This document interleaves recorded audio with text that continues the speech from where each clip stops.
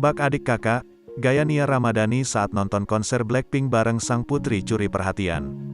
Nia Ramadhani disebut mirip sang idol K-pop saat nonton konser Blackpink. Baru-baru ini tampak sederet artis ikut nonton konser Blackpink, tak terkecuali Nia Ramadhani.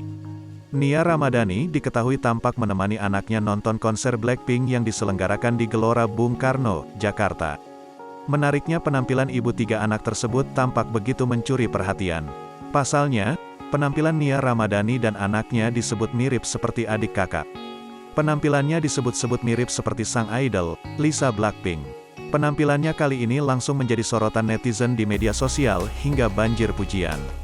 Nemenin kakak nonton konser gak hafal sedih banget tapi happy banget lihat kakak sehisteris itu, tulis Nia Ramadhani. Seperti yang terlihat, Nia Ramadhani dan putrinya tampak berfoto dengan latar belakang panggung konser Blackpink. Nia Ramadhani dan putrinya kompak kenakan outfit bergaya kasual dengan nuansa warna pink.